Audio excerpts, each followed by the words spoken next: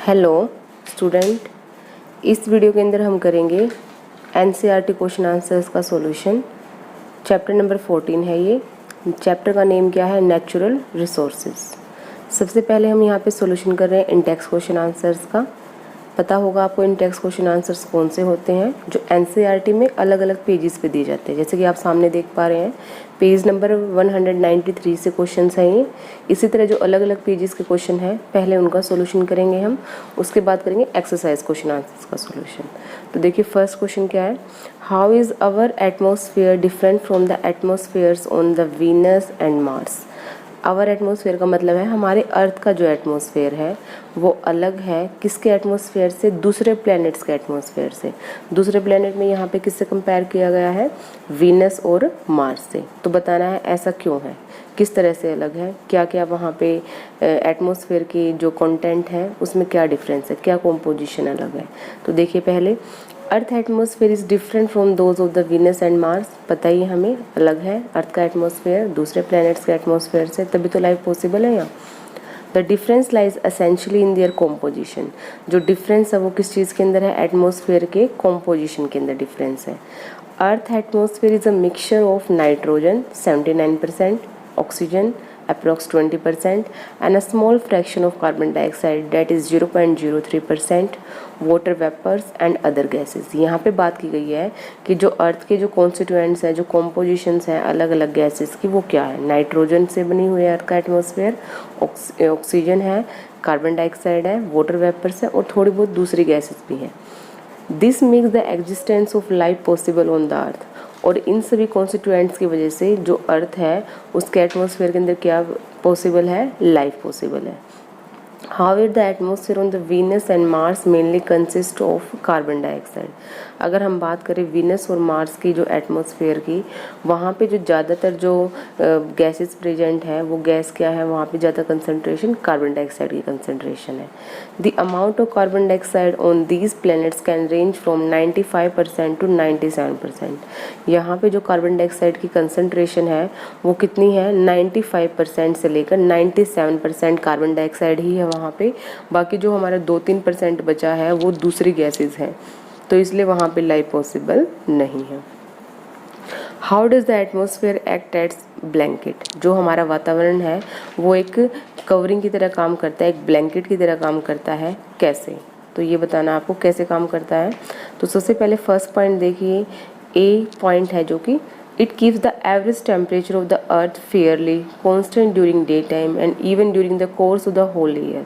जो हमारे अर्थ का जो एटमॉस्फेयर है वो क्या करता है? अर्थ के टेम्परेचर को एवरेज रखता है, ना तो टेम्परेचर को ज़्यादा डाउन जाने देता है ना ज़्यादा अप जाने देता है। पूरे के पूरे साल जो हमारा टेम्परेचर है वो इसी तरह कॉन्स्टेंटली चलता है, ना ज़्यादा हाई ना ज़्यादा लो। ये काम किसका है? हमारे एटमॉस्फेयर का है। दूसरा, it prevents a sudden increase in the temperature during day time. जैसा कि आप जानते ही होंगे कि डे टाइम पे सनलाइट होगी, सनलाइट से टेम्परेचर में ज़्यादा फ्लक्चुएशन आने के चांसेस होते हैं, ज़्यादा टेम्परेचर बढ़ने के चांसेस हैं। लेकिन जो हमारा एटमॉस्फेयर है उसको वो एकदम से बढ़ने से क्या करता है? टेम्परेचर को रोकता है। C part, slow down the escape of the heat from the surface of the earth into outer space during night time. अब देखिए नाइट टाइम पे क्या होगा, जो हमारी डे टाइम पे सनलाइट से जो हीट आई है वो एकदम से हमारे एटमॉस्फेयर से बाहर ना जाए, वो धीरे धीरे करके एटमॉस्फेयर से बाहर जाएगी। और उसका काम कौन करता है? उसको इस तरह से एस्केप होने से, एकदम से एस्केप होने से कौन रोकता है? हमारे अर्थ का एटमॉस्फेयर। तो मतलब हमारे लिए काफ़ी इंपॉर्टेंट रोल प्ले करता है हमारा atmosphere. Next question is what causes winds. जो हवाएं चलती हैं, क्या रीज़न है हवा चलने का? तो इसका जो मेन रीज़न है वो है आपका uneven heating of the earth atmosphere या अर्थ सरफेस कॉजेज विंड। जो हमारी अर्थ का जो एटमॉस्फेयर है, जो सरफेस है, वो जो उसकी गर्म होती है वो अनइवन हीटिंग होती है। मतलब कहीं पे ज़्यादा गर्मी होगी और कहीं पे गर्मी क्या होगी? कम होगी। On being heated air become lighter. जैसे ही एयर के पार्टिकल्स गर्म होते हैं, उस जैसे टेम्परेचर बढ़ता है एयर पार्टिकल्स का, तो वो कैसे हो जाते हैं? हल्के हो जाते हैं। और हल्की हवा कहाँ उठती है? ऊपर की तरफ मूव करना शुरू कर देती है हल्की हवा जो कि गर्म है। जिसकी वजह से जब हवा नीचे से ऊपर की तरफ जाएगी तो उसकी वजह से क्या होगा? हमारा एक लो प्रेशर रीजन क्रिएट होगा। और लो प्रेशर रीजन क्रिएट होते ही तब हमारा क्या होना शुरू हो जाएगा, विंड मूव करना शुरू कर जाएंगी। और हवा कहाँ से कहाँ मूव करती है, हाई प्रेशर रीजन से लो प्रेशर रीजन। जब भी हाई से लो प्रेशर रीजन में हवाएं मूव करती हैं तो उसे कोई हम क्या बोलते हैं, विंड्स बोलते हैं। तो आप क्वेश्चन में क्या बोलेंगे, जो इसका कंक्लूजन है इस क्वेश्चन का, कि अनइवन हीटिंग होना अर्थ सरफेस की, और जिसकी वजह से हमारे प्रेशर के अंदर डिफरेंस क्रिएट होना, और प्रेशर के अंदर डिफरेंस क्रिएट होना it causes the winds to blow. Next question आपका, हाउ आर क्लाउड्स फॉर्म, जो बादल की फॉर्मेशन होती है, जो क्लाउड्स बनते हैं वो कैसे बनते हैं। तो देखिए क्या होगा, ड्यूरिंग डे टाइम पे, जैसे आप फैमिलियर है, डे टाइम पे सनलाइट होगी तो गर्मी थोड़ी ज़्यादा होगी, और गर्मी ज़्यादा होगी तो उस टाइम पे क्या होगा, जो हमारे वाटर बॉडीज़ हैं वहाँ से जो वाटर इवेपोरेट होगा, जो भाप बनेगी पानी से, वो क्या होगी, ज़्यादा होगी। और वो भाप बनने के बाद कहाँ चला जाएगा पानी, हमारी एयर के अंदर। A part of this water vapor also reaches the atmosphere through biological activities such as transpiration and respiration। ये तो हमने बात किया कि जो पानी हमारा कहाँ से इवेपोरेट हो रहा है, वाटर बॉडी से। लेकिन इसके अलावा भी बहुत सारे हमारे तरीके हैं जहाँ से हमारा वाटर इवेपोरेट होता है, वो है बायोलॉजिकल एक्टिविटीज़। बायोलॉजिकल एक्टिविटीज़ मतलब जिसके अंदर लिविंग थिंग्स काम करते हैं। फॉर एग्जाम्पल रेस्पिरेशन, जब हम रेस्पिरेशन करते हैं तो हमारे बॉडी में भी क्या बनता है, वाटर बनता है एज अ वेस्ट प्रोडक्ट। तो वो वाटर भी कहाँ जाएगा, इवेपोरेट हो गए हमारे एटमॉस्फेयर के अंदर। दूसरा यहाँ पे लिखा हुआ है ट्रांसपिरेशन। तो ट्रांसपिरेशन में क्या होगा, जब प्लांट्स क्या करते हैं, ट्रांसपिरेशन करते हैं, जो एक्स्ट्रा वाटर है उनकी बॉडी के अंदर अगर उसको बाहर रिमूव करते हैं तो उस टाइम पे भी क्या होगा, ज़्यादातर जो हमारा वाटर है वो कहाँ पे चला जाएगा, हमारे अर्थ के एटमॉस्फेयर के अंदर। मतलब ये बताया गया है कि पानी एटमॉस्फेयर के अंदर कहाँ कहाँ से जा सकता है। एक तो आपका जाएगा वाटर बॉडीज से, ठीक है, दूसरा आपको ट्रांसपिरेशन, और तीसरा यहाँ पे बताया गया है respiration. This cause the air in the atmosphere to heat up. जब पानी ऊपर जा रहा है वेपर बन के, तो जो हमारी हवा होगी एटमॉस्फेयर में वो भी क्या हो जाएगी, गर्म हो जाएगी। When this heated air rises, it's expand and cool। और जो हवा गर्म होती है वो कहाँ किस तरफ चलना शुरू कर देती है, ऊपर की तरफ। और जब ऊपर की तरफ हवा जाएगी तो वो कैसे हो जाएगी, एक्सपैंड हो जाएगी, फैल जाएगी, और धीरे धीरे वो क्या होना शुरू कर देगी, ठंडा होना शुरू कर देगी। Which result in the condensation of the water vapours forming water droplets. और जब हमारी हवा ठंडी होगी तो वो साथ में किसको ठंडा करना शुरू कर देगी, वाटर वेपर्स को। और वाटर वेपर जब कंडेंस होंगे तो उससे क्या बनेगी, वाटर की छोटी छोटी ड्रॉपलेट्स बनेंगी, बूंदें बनने शुरू हो जाएंगी। The presence of dust and other suspended particles in air also facilitate the process of condensation। इसके अलावा कंडेंसेशन में कौन हेल्प करेगा, जो हमारी एयर के अलावा डस्ट पार्टिकल्स हैं जो हमारे एटमॉस्फेयर के अंदर, और जो सस्पेंडेड पार्टिकल्स हैं, जो पोल्यूटेंट्स हैं हमारे एयर के अंदर, वो किस में हेल्प करेंगे, कंडेंसेशन प्रोसेस में हेल्प करेंगे। और जिसकी वजह से जो हमारा वाटर ड्रॉपलेट्स है वो किसके अंदर कन्वर्ट हो जाएंगे, क्लाउड्स के अंदर। तो ये सारा प्रोसेस बताया गया है कि कैसे क्लाउड्स बनते हैं हमारे एटमॉस्फेयर के अंदर। Now next question, list any 3 human activities that you think would lead to air pollution. ऐसी 3 एक्टिविटीज़ बतानी है जो कि हम करते हैं जिसकी वजह से हमारी एयर कैसी हो जाती है, प्रदूषित हो जाती है, पोल्यूटेड हो जाती है। तो देखिए इसका आंसर तो आप खुद ही लिख सकते हैं, फिर भी देख लीजिए क्या है, आप अपने आप से भी ट्राई कीजिए इसका आंसर को लिखने के लिए। फर्स्ट है आपका burning of the fossil fuel such as coal and petroleum. हम क्या करते हैं, अपनी एनर्जी की डिमांड को कंप्लीट करने के लिए हम कोल को बर्न करते हैं, पेट्रोलियम को बर्न करते हैं। और जब हम इनको बर्न करते हैं तो इनसे क्या निकलते हैं, पोल्यूटेंट्स निकलते हैं जो कि एयर को क्या करते हैं, पॉल्यूट करते हैं। दूसरा है यहाँ पे इंडस्ट्रियलाइजेशन। इंडस्ट्रियलाइजेशन का मतलब क्या है, बहुत सारी इंडस्ट्रीज, क्योंकि हमारी डिमांड्स को, जो खाने की डिमांड्स हैं या फिर जो दूसरी डिमांड्स हैं ह्यूमन लाइफ की, उसको कंप्लीट करने के लिए इंडस्ट्रीज़ को सेटअप किया जाता है।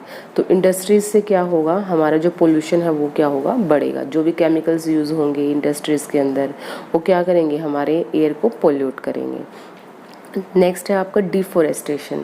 डिफोरेस्टेशन का मतलब क्या है, प्लांट्स को काटना, फॉरेस्ट को क्लियर करना। तो उस प्रोसेस को हम बोलते हैं डिफोरेस्टेशन। तो जब डिफोरेस्टेशन होगा तो भी हमारे एयर के अंदर पोल्यूशन का लेवल क्या हो जाएगा, बढ़ जाएगा।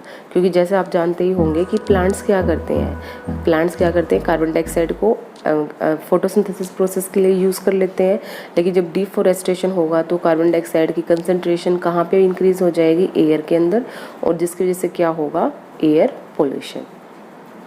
नाउ नेक्स्ट आपका पेज नंबर 194 से है ये क्वेश्चन फर्स्ट आपका, why do organisms need water. जितने भी जीव जंतु हैं या जानवर हैं उन सभी को जिंदा रहने के लिए पानी की आवश्यकता है, तो ऐसा क्यों है। तो देखिए फर्स्ट आपका आंसर यहाँ पे, all cellular processes need water as a medium, usually the reaction that takes place inside our body or within the cells occur between substance that are dissolved in water। तो first part क्या बताया गया है यहाँ पे, हमारी जैसे हम लिविंग ऑर्गेनिज्म है, हमारी बॉडी किससे मिलके बनी हुई है, किससे मिलके बनी हुई है, सेल्स क्या है, हमारी basic fundamental unit of life.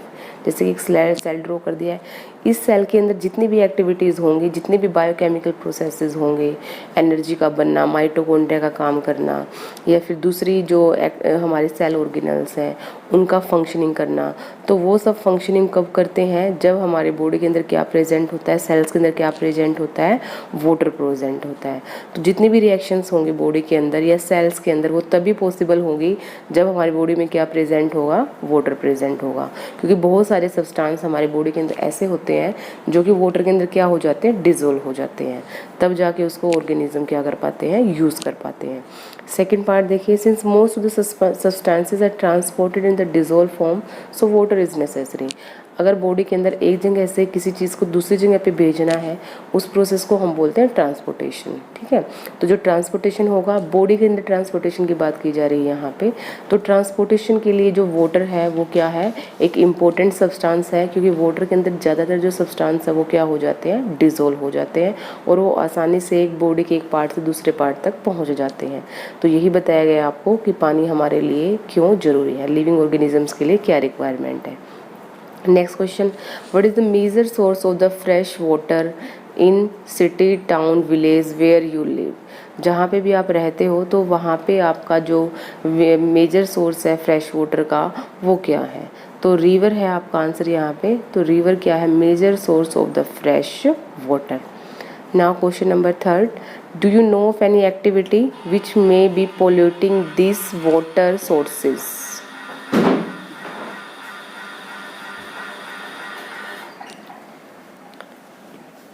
Do you know of any activity which may be polluting this water sources. जो हमारे पानी के सोर्सेज हैं, जैसे कि रिवर हो गई, लेक्स हो गई, ऐसी एक्टिविटी के बारे में पूछा है इन्होंने यहाँ पे कि जिसकी वजह से क्या होगा, पोल्यूशन बढ़ जाएगा, ऐसी एक्टिविटीज़ के नाम बताइए। तो सबसे पहले है आपका discharge of waste water from homes. जो भी गंदा पानी है हमारा, उसको हम क्या करते हैं, घरों से क्या करते हैं, अपना डिस्चार्ज कर देते हैं, बाहर फेंक देते हैं उसको, और वो किसको पोल्यूट करते हैं, हमारे वाटर रिसोर्सेज को। इंडस्ट्रीज़ जो केमिकल वगैरह यूज़ करते हैं वो भी किसको पोल्यूट करते हैं, वाटर को। हॉस्पिटल्स वेस्ट, ये सब किसको डंप किए जाते हैं, इसको, जहाँ इन सभी जो वेस्ट वाटर को रिवर्स के अंदर, तो जिसकी वजह से क्या होगा, हमारे जो वाटर रिसोर्सेज हैं वो क्या हो जाएंगे, पोल्यूटेड हो जाएंगे। नाउ नेक्स्ट क्वेश्चन, ये क्वेश्चन है आपका पेज नंबर 196 से। तो देखिए क्या है question, how is the soil formed. Important question है कि जो सॉइल आप यूज़ करते हो फार्मिंग के लिए, इसकी फॉर्मेशन कैसे होती है, कैसे इसकी फॉर्मेशन हुई। तो देखिए क्या है आपका, 4 फैक्टर से रिस्पॉन्सिबल है सॉइल की फॉर्मेशन के लिए। सन है, वाटर, उसके बाद विंड, और last one is the living organism. एक एक फैक्टर को डिस्कस करेंगे हम। सबसे पहले है सॉइल बनती कहाँ से है, कैसे इसकी फॉर्मेशन होती है। Soil is formed by breaking down of the rocks. Soil किससे बनती है, जब हमारी चट्टानें टूटती हैं उससे क्या बनती है, हमारी सोइल बनती है, चट्टानों के टूटने से। At or near the surface of the earth through various physical, chemical and biological processes by various factors like sun, water, wind and living organisms। जो हमारी रॉक्स की ब्रेकिंग है वो अलग अलग प्रोसेसेस से हो सकती है। फिजिकल प्रोसेस से हो सकती है, केमिकल प्रोसेस से हो सकती है, बायोलॉजिकल प्रोसेस से हो सकती है, और जिसकी वजह से क्या होगी, फॉर्मेशन ऑफ द अर्थ। तो हम एक एक करके इनको यहाँ पे फैक्टर्स की बात करेंगे कि किस फैक्टर की वजह से सोइल की फॉर्मेशन हुई है। तो फर्स्ट आपका फैक्टर है यहाँ पे सन।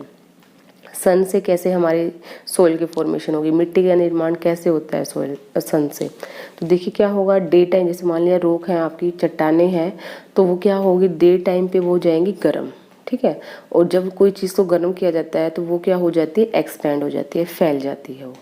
But during the night time these rocks cool down and contract, और रात को क्या होगी, गर्मी इतनी ज़्यादा नहीं होगी, तो जो रॉक्स आपके दिन में एक्सपैंड हुई हैं वो रात को क्या हो जाएंगी, कॉन्ट्रैक्ट हो जाएंगी, सिकुड़ जाएंगी कूल होने की वजह से।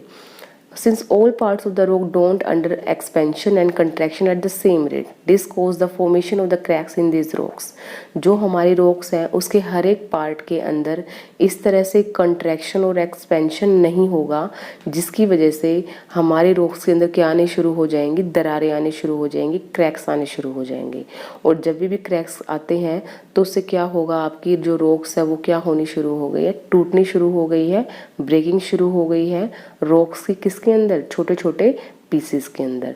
तो जो आपका एक क्रैकिंग आती है ये ऊपर वाले पार्ट के अंदर ज़्यादा आती है, क्योंकि अंदर वाले पार्ट में तो इतनी सनलाइट या फिर इतनी कूलिंग का इफेक्ट नहीं होगा, लेकिन जो ऊपर वाला पार्ट है रॉक्स का तो वहाँ पे क्रैक्स आएंगे और जिससे किसकी शुरुआत हो जाएगी, formation of the soil.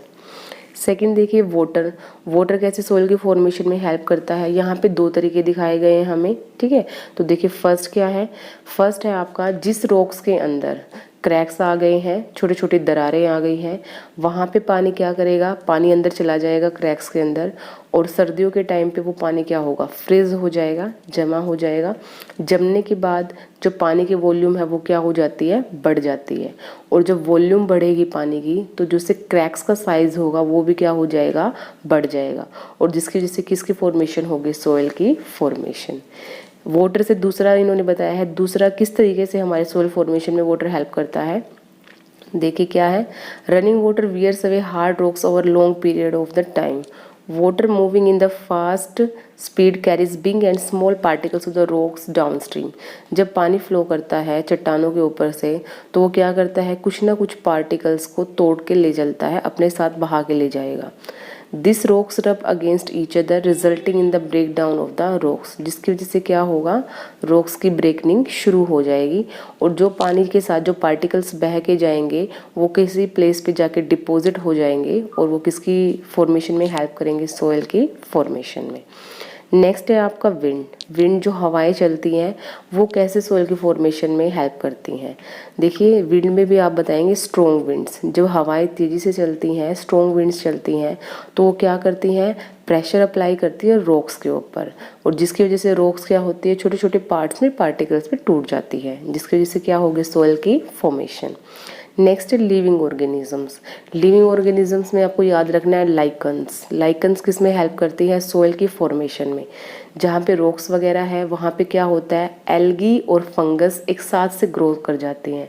Algae को भी ग्रो करने के लिए पानी की जरूरत चाहिए, सॉइल की जरूरत चाहिए, मिनरल्स की जरूरत चाहिए, और सेम केस है आपका किसके साथ, फंगस के साथ। तो जब दोनों इकट्ठा ग्रो करती हैं एल्गी और फंगस तो उसको हम क्या बोलते हैं, लाइकन्स। लाइकन्स का मीन्स क्या है, एल्गी का फंगस के साथ दोनों का इकट्ठा ग्रो करना, एल्गी प्लस फंगस, उसको हम क्या बोलते हैं, लाइकन्स बोलते हैं। और लाइकन्स क्या करती है, बहुत जल्दी से अपनी ग्रोथ करती है, और वो ग्रोथ करेगी तो वो क्या करेगी, नीचे से जो आपके रॉक्स हैं जहाँ पे एल्गी और फंगस लगे हुए हैं वहाँ से क्या करते हैं, ये न्यूट्रिएंट्स ऑब्जर्व करते हैं, और न्यूट्रिएंट्स ऑब्जर्व करके क्या करेंगे, जो सोइल है हमारी उसकी एक पतली सी लेयर की फॉर्मेशन कर देंगे वहाँ पे सरफेस ऑफ द रॉक्स के ऊपर। और जब वहाँ पे छोटी सी लेयर बन जाएगी, पतली सी लेयर की फॉर्मेशन होगी तो वहाँ पे छोटे छोटे प्लांट्स ग्रो करने शुरू करेंगे। तो मतलब एक तरह से आप बोल सकते हो, पहले लाइकन्स ग्रो करेंगे पत्थरों के ऊपर, रॉक्स के ऊपर, फिर लाइकन्स के बाद मोसिस ग्रो करना शुरू करेंगे। Mosses are a type of plants, small plants which are small in the size. They further cause the breaking down of the rock particle. फिर जो मोसिस की फॉर्मेशन हुई है वो फिर से किस में हेल्प करेंगे, रॉक्स से सोइल की फॉर्मेशन में। तो ये था आपका क्वेश्चन जिसमें आपको बताया गया था कि कैसे सोइल की फॉर्मेशन होगी। Now next question, second question is what is soil erosion. Soil erosion क्या है, भूमि कटाव क्या है। तो भूमि कटाव क्या होता है, मिट्टी का उड़ के या बह के, उड़ के जाना हवा के थ्रू, बह के जाना पानी के थ्रू। एक प्लेस से दूसरी प्लेस पे चले जाना, तो उस प्रोसेस को हम क्या बोलते हैं, सोइल इरोजन बोलते हैं। तो यही दिया गया आपको आंसर, चेक कीजिए। द ब्लोइंग अवे और washing away of the land surface by wind और water is known as soil erosion. हवा के साथ बह के उड़ के चले जाना मिट्टी का, या फिर पानी के साथ बह के चले जाना मिट्टी का, और मिट्टी कौन सी जाएगी, जो ऊपर वाले सरफेस की है, लैंड सरफेस की, और वही कैसी मिट्टी होती है हमारे, फर्टाइल, तो जिसकी वजह से क्या होगा, soil erosion. Next question number is third, what are the methods of preventing or reducing soil erosion. आपको पता है कि मिट्टी हमारी ऐसे कट के और बह के जा रही है पानी के साथ, हवा के साथ, तो कैसे उसको रोक सकते हैं हम, तो कैसे रोकें, मिट्टी को उड़ने से और बहने से रोकना है आपको, तो कैसे रोका जा सकता है, प्लांटेशन ऑफ द ट्रीज, ज़्यादा से ज़्यादा प्लांट्स लगा दीजिए ताकि वो प्लांट्स मिट्टी को जकड़ लें और वो उसको फ्लो करने से रोकें। सेकंड यहाँ पे लिखा हुआ है प्रिवेंशन ऑफ द डिफॉरेस्टेशन। जब हम डिफॉरेस्टेशन करते हैं तो उससे मिट्टी का कटाव ज़्यादा बढ़ जाएगा, तो हमें डिफॉरेस्टेशन को होने से रोकना है, जिससे हम क्या कर सकते हैं, सोइल इरोजन से बच सकते हैं। Now next question, this question is from page number 201। First question is what are the different states in which water is found during the water cycle. जब वाटर साइकिल चलती है जल चक्कर के टाइम पे, इसमें जो वाटर की स्टेट्स हैं वो कौन कौन सी होती हैं। तो जब भी वाटर साइकिल होगी आपको तीनों ही स्टेट्स देखने को मिलेंगी वाटर की। कौन कौन सी स्टेट, सॉलिड स्टेट भी देखने को मिलेगी आपको वाटर साइकिल के अंदर, लिक्विड स्टेट भी और गैसियस स्टेट भी। सबसे पहले हम बात करते हैं सॉलिड स्टेट। सॉलिड स्टेट में वाटर क्या है, जैसे लाइक स्नो है या आइस है आपकी, ये क्या है, वाटर की सॉलिड स्टेट है। लिक्विड स्टेट में ग्राउंड वाटर हो गया, रिवर वाटर हो गया, ये और सोर्सेज हैं हमारे वाटर के, वो है लिक्विड स्टेट के अंदर। और गैसेस स्टेट में आप क्या बोलेंगे, जब पानी गर्म होगा हीट से, सनलाइट से, तो उससे जो वेपर्स बनते हैं, तो वो कौन सी स्टेट आ जाएगी पानी की, लिक्विड से गैसेस स्टेट आ जाएगी, जिसको हम बोलते हैं वाटर वेपर्स। तो तीनों ही स्टेट में एग्जिस्ट करता है आपका वाटर, वाटर साइकिल के टाइम पे, solid state, liquid state and gaseous state. Now question number 2, name 2 biologically important compounds that contain both oxygen and nitrogen. आपको ऐसे बायोलॉजिकली इंपॉर्टेंट कंपाउंड्स का नाम बताना है जिसके अंदर ऑक्सीजन भी प्रेजेंट हो और नाइट्रोजन भी प्रेजेंट हो। तो इनका नाम क्या है, एमिनो एसिड, क्योंकि जो प्रोटीन्स हैं आपके वो किससे मिलके बने होते हैं, एमिनो एसिड से। दूसरा यहाँ पे है डीएनए और आरएनए, ये दोनों भी हमारे ऐसे कंपाउंड है जिसके अंदर नाइट्रोजन भी प्रेजेंट होगा और ऑक्सीजन भी प्रेजेंट होगा। तो ये हमने बात की है biologically important compounds that contain both oxygen and nitrogen. Now question number 3, list any 3 human activities which would lead to an increase in the carbon dioxide content of the air। आपको कोई ऐसी 3 एक्टिविटीज़ बतानी है जो कि air के अंदर CO2 की कंसंट्रेशन को इंक्रीज करती हैं। तो ये तो हम पहले भी बात कर चुके हैं, जैसे कि जानते ही हैं आप इसको, तो फ्यूल को बर्निंग करना, हीटिंग से, कुकिंग से, ट्रांसपोर्टेशन के टाइम पे, या इंडस्ट्री जो यूज़ करती हैं फ्यूल को, उससे भी क्या होगा, हमारा CO2 की कंसंट्रेशन एयर के अंदर बढ़ जाएगी। दूसरा है ह्यूमन इंड्यूस्ड फॉरेस्ट फायर, जो ह्यूमन की वजह से जो आग लगती है जंगलों में, तो उससे भी क्या होगा, हमारा कार्बन डाइऑक्साइड का जो कंटेंट है एयर के अंदर वो इंक्रीज हो जाएगा। इसके अलावा the process of deforestation includes the cutting down of the trees. जब हम डिफॉरेस्टेशन करते हैं तो जब क्या होगा, प्लांट्स काट दिए जाएंगे, और प्लांट्स क्या करते हैं, कार्बन डाइऑक्साइड को इनटेक करते हैं, कार्बन डाइऑक्साइड को यूज़ करते हैं फोटोसिंथेसिस के लिए। तो कार्बन डाइऑक्साइड यूज़ नहीं कर पाएंगे प्लांट, तो जिसकी वजह से क्या होगा, कार्बन डाइऑक्साइड की जो कंसंट्रेशन है वो हमारे एटमॉस्फेयर में इंक्रीज हो जाएगी। Now next question is question number 4, what is the green house effect. Green house effect क्या है, ग्रीन हाउस इफेक्ट का मतलब क्या है, अर्थ के सरफेस पे किसका बढ़ना, गर्मी का बढ़ना। ठीक है, अर्थ के सरफेस से गर्मी, जो कि हमारी हीट है, जो सनलाइट की हीट है, उसका इंक्रीज होना, जिसकी वजह से जो अर्थ का टेम्परेचर है वो बढ़ना, उसको हम बोलते हैं ग्रीन हाउस इफेक्ट। अब देखिए ऐसे कौन से जो फैक्टर्स रिस्पॉन्सिबल है जो अर्थ के ऊपर हीट के जो टेम्परेचर है या जो हीट है उसको इंक्रीज करते हैं। तो देखिए सबसे पहले आपका मेन जो गैस है कार्बन डाइऑक्साइड गैस, जो कि अर्थ पे ऊपर क्या करती है, जो भी सनलाइट से जो हीट आती है उसको एटमॉस्फेयर से बाहर जाने से रोकती है। कार्बन डाइऑक्साइड के अलावा मीथेन, नाइट्रोजनस ऑक्साइड्स, और इसके अलावा आपके वाटर वेपर्स भी, यहाँ पे लिखा नहीं हुआ है, लिख लेंगे आप, वाटर वेपर्स। ये सब क्या करते हैं, ये सब हमारे एटमॉस्फेयर का जो टेम्परेचर है, जो अर्थ का टेम्परेचर है, एवरेज टेम्परेचर उसको इंक्रीज़ करते हैं। क्योंकि इन सभी की एक ही खासियत है, जो सनलाइट आती है उस सनलाइट को ये ट्रैप कर लेते हैं, एब्जॉर्ब कर लेते हैं और उसको एटमॉस्फेयर से बाहर निकलने से रोकते हैं। तो ये सब क्या करेंगे, ग्रीन हाउस इफेक्ट। और ग्रीन हाउस इफेक्ट का जो अल्टीमेट जो हमारी सिचुएशन कैसी आ जाएगी, ग्लोबल वार्मिंग। मतलब जैसे next question number 5, what are the 2 forms of oxygen found in the atmosphere. हमारा जो एटमॉस्फेयर है, जो वातावरण है हमारा, वहाँ पे जो ऑक्सीजन है उसकी कौन कौन सी फॉर्म्स हमें देखने को मिलती हैं। तो देखिए कौन सी 2 फॉर्म है। एक तो है हमारी O2 फॉर्म, जिसके बारे में सभी ने सुन रखा होगा, ऑक्सीजन गैस बोलते हैं जिसको हम। और दूसरा है हमारी O3 एक ऑक्सीजन के 3 एटम से मिलकर बना हुआ मोलिक्यूल है, जिसको हम क्या बोलते हैं, ओजोन बोलते हैं। तो O2 के बारे में देखिए क्या लिखा गया है, di atomic molecule. Di atomic क्यों लिखा गया है, इसके अंदर ऑक्सीजन के कितने एटम्स जुड़े हुए हैं, 2 एटम जुड़े हुए हैं, जिससे क्या बना है, O2 बना है। और जो ट्राई एटोमिक मोलिक्यूल है O3, उसको ट्राई एटोमिक क्यों लिखा हुआ है, क्योंकि ऑक्सीजन के कितने एटम्स जुड़े हुए हैं, वहाँ पे 3 एटम्स जुड़े हुए हैं और जिससे क्या बना हुआ है, O3 बना हुआ। O3 को हम ओजोन बोलते हैं, O2 को हम ऑक्सीजन गैस बोलते हैं। तो यहाँ पे कंप्लीट हो गया इन टेक्स्ट। हेलो स्टूडेंट, अभी हम करेंगे यहाँ पे chapter number 14 natural resources, 9th class का चैप्टर है ये, साइंस का। इसके एक्सरसाइज क्वेश्चन आंसर्स। तो देखिए फर्स्ट एक्सरसाइज क्वेश्चन आंसर क्या है। तो क्वेश्चन है आपका, why is the atmosphere essential for life. जो वातावरण है वो जिंदा रहने के लिए क्यों ज़रूरी है।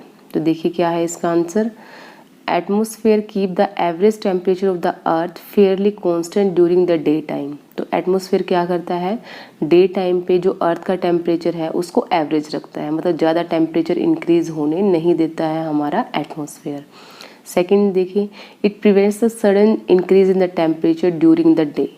एकदम से अचानक से टेम्परेचर को बढ़ने नहीं देगा हमारा एटमॉस्फेयर, क्योंकि डे टाइम पे आपको पता है सनलाइट होगी तो टेम्परेचर बढ़ने के चांसेस बढ़ जाएंगे। लेकिन ये काम किसका है, एटमॉस्फेयर का है, जो कि टेम्परेचर को डे टाइम पे इंक्रीज होने से रोकता है। नेक्स्ट है, it also slow down the escape of the heat from the surface of the earth into our outer space during the night time. तो हमारे एटमॉस्फेयर का काम क्या है कि जो डे टाइम पे सनलाइट से जो हीट ने एंट्री की है अर्थ सरफेस के अंदर, उसको एकदम से बाहर निकलने से रोकना। नाइट टाइम पे एकदम से बाहर निकलने नहीं देगा हमारा एटमॉस्फेयर, उसको धीरे धीरे करके उस हीट को क्या करता है, एस्केप करता है एटमॉस्फेयर से बाहर। Now second question, why is water essential for life. Water life के लिए क्यों एसेंशियल है। तो देखिए फर्स्ट क्या है, जितने भी हमारे बॉडी के अंदर बायोलॉजिकल रिएक्शंस होती हैं उन सबको किसकी जरूरत पड़ती है, पानी की जरूरत पड़ती है। तो आप बोल सकते हो all cellular processes need water as a medium to takes place. जितने भी सेल्स के अंदर प्रोसेस चलते हैं, जैसे कि हमारा जो भी प्रोसेस चलेगी, मेटाबॉलिक एक्टिविटीज़ चलेगी, एनाबोलिज्म चलेगा, कैटाबोलिज्म चलेगा, वो सब किसके प्रेजेंस में होगा, वाटर के प्रेजेंस में। Second, transportation of the biological substances needs water as a medium. जब भी बायोलॉजिकल सब्सटेंसेस को ट्रांसपोर्ट करना है, एक प्लेस से दूसरी प्लेस पे सेंड करना है, तो वहाँ पे इसको जो ट्रांसपोर्टेशन को काम में कौन करवाता है हमारे बॉडी के अंदर, water. Now question number third, how are living organism depends on soil. Are organism that live in water totally independent of soil as a resource. Question समझिए पहले क्या है कि जितने भी लिविंग ऑर्गेनिज्म हैं वो क्या सारे के सारे सोइल के ऊपर डिपेंडेंट है। एक फर्स्ट पार्ट ये है क्वेश्चन का। सेकंड पार्ट है कि जितने पानी में रहने वाले जो हमारे ऑर्गेनिजम्स हैं, जो पानी के अंदर रहते हैं, क्या वो सोइल के ऊपर बिल्कुल ही डिपेंड नहीं है, वो इंडिपेंडेंट है सोइल के ऊपर। तो इसके बारे में हमें डिस्कस करना है।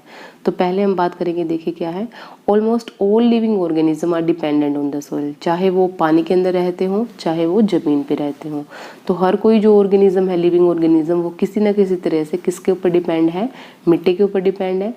Some depend directly while some depends indirectly। कुछ एक तो डायरेक्टली डिपेंड है मिट्टी के ऊपर, कुछ एक इनडायरेक्टली डिपेंड है। Plants need soil for getting support as well as nutrients to prepare their food. सबसे पहले हम बात करते हैं प्लांट्स, जो कि एक लिविंग ऑर्गेनिज्म है, वो मिट्टी के ऊपर कैसे डिपेंड करता है।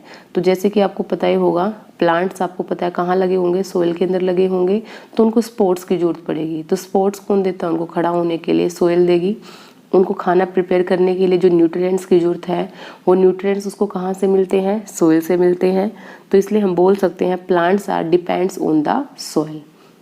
अब हम बात करेंगे दूसरे ऑर्गेनिजम्स की। The other organisms depends on the plants for food and other substances that are essential for life। जैसे कि हम अपनी बात करते हैं, हम किसके ऊपर डिपेंड अपने खाने के लिए, प्लांट्स के ऊपर डिपेंड है। और प्लांट्स के जो किसके ऊपर डिपेंड है, सोइल के ऊपर डिपेंड है। तो हम किसी ना किसी तरीके से सोइल के ऊपर डिपेंड करते हैं, चाहे हम डायरेक्ट ना करें इंडिपेंड, लेकिन जो इनडायरेक्टली हम किसके ऊपर डिपेंड है, सोइल के ऊपर डिपेंड है। नेक्स्ट देखिए इन्होंने बोला है हर्बीवोर्स। पता ही होगा आपको हर्बीवोर्स कौन होते हैं, जो प्लांट्स ईट करते हैं, जो ग्रास वगैरह खाते हैं उनको हर्बीवोर्स बोलते हैं। कार्निवोर्स हो गए या फिर आपके ओमनिवोर्स हो गए। They are also depend directly or indirectly on the किसके ऊपर, सोइल के ऊपर। तो हर्बीवोर्स तो डायरेक्ट प्लांट को ही खाएंगे, कार्निवोर्स एनिमल्स को खाएंगे, और एनिमल्स किसको खाएंगे, प्लांट्स को खाएंगे। तो किसी न किसी तरीके से हम किसके ऊपर डिपेंड हैं, सोइल के ऊपर अपने फूड के लिए। अब हम बात करते हैं जो वाटर के अंदर रहते हैं वो कैसे सोइल के ऊपर डिपेंड है या इंडिपेंडेंट है। तो देखिए वो क्या है, organism that live in water are not totally independent of the soil as sources. वो टोटली इंडिपेंडेंट नहीं है, किसी ना किसी तरीके से वो डिपेंड करते हैं। These organism depends on the aquatic plants for food and other substances. जो पानी के अंदर रहने वाले जीव जंतु हैं वो किसके ऊपर डिपेंड करते हैं, एक्वेटिक प्लांट्स के ऊपर डिपेंड करते हैं। एक्वेटिक प्लांट्स वो प्लांट्स होते हैं जो पानी के अंदर ग्रो करते हैं, किस चीज़ के लिए, अपने खाने के लिए या दूसरे सब्सटेंसेज के लिए। Aquatic plants turns in minerals for their sustenance. जो एक्वेटिक प्लांट्स हैं उनको अपनी ग्रोथ के लिए किस चीज़ की जरूरत पड़ेगी, मिनरल की जरूरत पड़ेगी। और जो मिनरल्स हैं वो एक्वेटिक प्लांट्स तक पहुंचते कैसे हैं, वाटर बॉडीज़ के थ्रू। वाटर बॉडीज़ है जैसे कि आपकी रिवर्स है, रेन वाटर है। तो जब भी ये वाटर बॉडीज़ कहाँ पे जाएंगे, एक्वेटिक प्लांट्स के पास जाएंगे, तो ये कुछ ना कुछ मिट्टी को अपने साथ बहा के ले जाएंगे। और जिसकी वजह से जो मिनरल्स वगैरह हैं जो कि उनको सोइल से ज़रूरत थी वो पानी के थ्रू उनको कहाँ चले गए हैं, कहाँ पहुँच गए उनके पास, पानी के थ्रू वो मिट्टी के जो मिनरल्स हैं वो उनके पास पहुंच गए हैं, प्लांट्स के पास। तो इसलिए हम बोल सकते हैं कि मिट्टी के ऊपर डायरेक्टली नहीं इनडायरेक्टली किसी ना किसी तरीके से हमारे लिविंग ऑर्गेनिज्म वो डिपेंड करते हैं। लास्ट में एक लाइन लिखी गई है, it is impossible to imagine aquatic life without soil.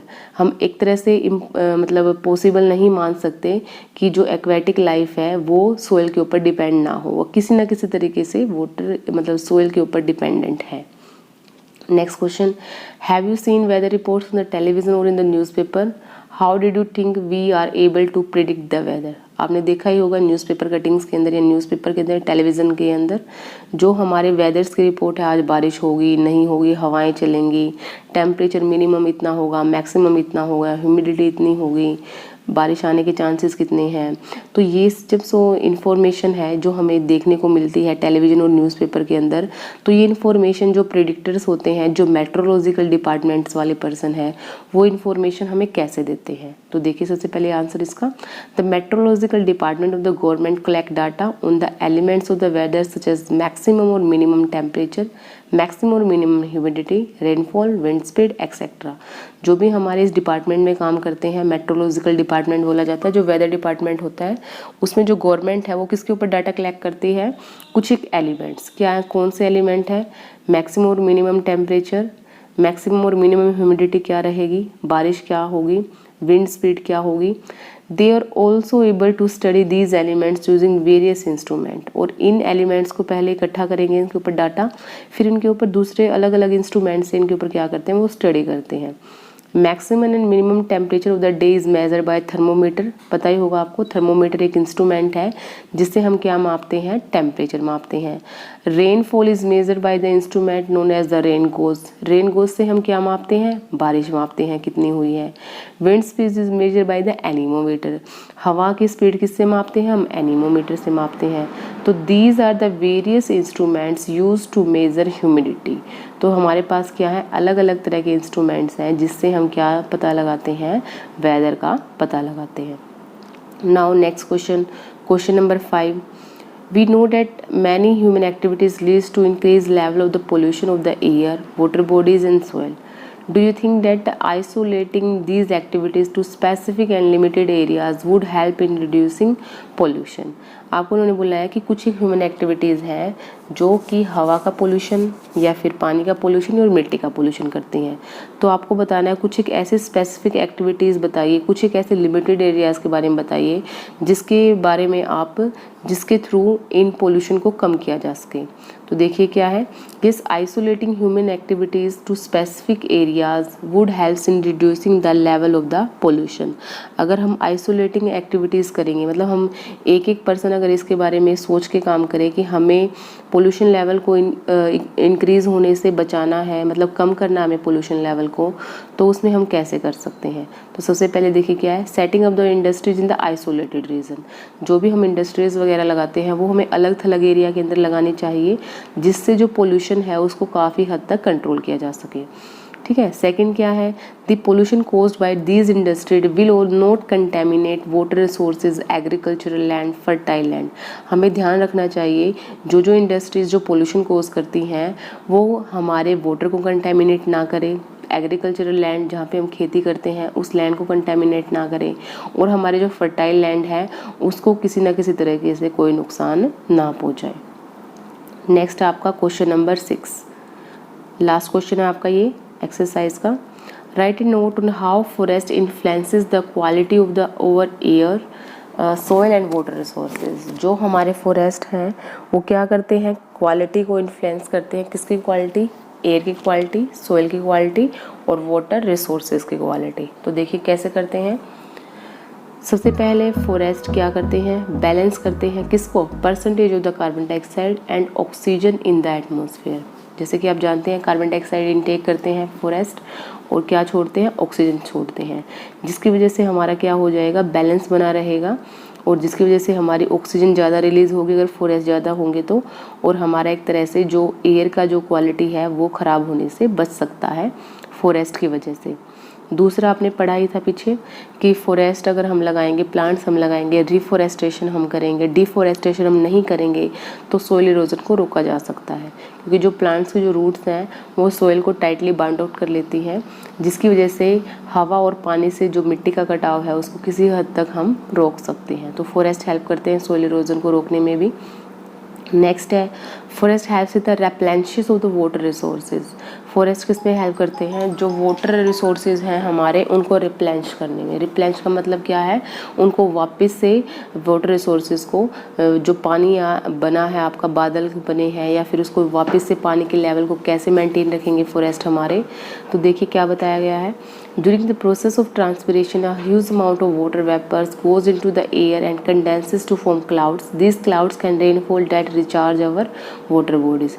Transpiration से क्या होगा, पानी ऊपर जाएगा, ठीक है, कंडेंसेशन होगा, फिर क्लाउड्स बनेंगे, फिर बारिश होगी तो पानी दोबारा से क्या आ जाएगा, वाटर बॉडीज़ के अंदर आ जाएगा, और वहाँ पे फॉरेस्ट क्या कर लेंगे, पानी को एब्जॉर्ब करेंगे, जिसकी वजह से हमारा क्या होगा, वाटर रिसोर्सेज की जो क्वालिटी है वो इन्फ्लुएंस होने से बच जाएगी।